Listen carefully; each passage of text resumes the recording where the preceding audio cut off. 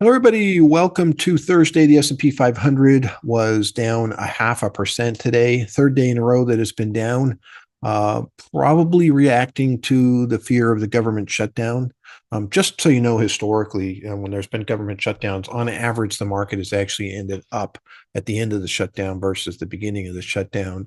However, in my experience, and I don't have the data to back this per se, but just looking at the last several, the market definitely has some softness going into the government shutdown. And I think once it happens, a lot of the dip buying comes in. People realize it wasn't quite as bad as thought and such too. So we'll see what happens.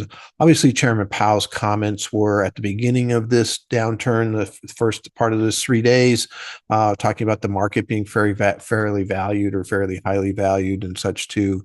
I don't think those are the big issues. I'm actually more concerned with the comments he made about inflation being temporary here in the fourth quarter, coming from the tariffs, and that they would be a one-time thing, and they're going to do everything they could to make sure that that was true.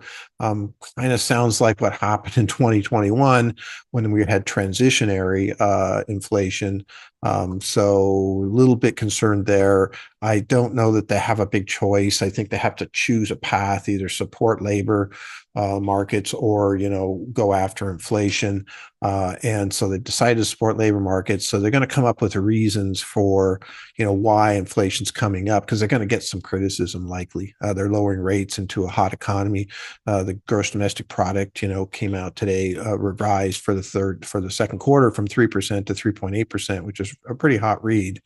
And it's driven by consumer spending. I still say that part of that consumer spending is because people are worried about things being more expensive in the future, and they're starting to spend, up front. So we'll see how that plays out here over the next couple of quarters if that turns out to be true. But we also had first-time unemployment claims come in at lower than expected. So the job market is showing a little bit of strength here and there. And so, we'll see what happens with these interest rates. I know that Powell wouldn't commit to doing the other two cuts. The market's pretty committed to it. You can see the bets are pretty high that we're going to at least have this other cut coming up here in October. I think it's over 90% chance of a cut. So look forward to being able to see what's going to see happen tomorrow. Again, tomorrow we have our Talk Money with Tom show. It's live. You can ask questions, that you have about what's happening. That's on YouTube from 12:15 to 1. You can look it up and join us. I look forward to it. Thank you very much. Bye.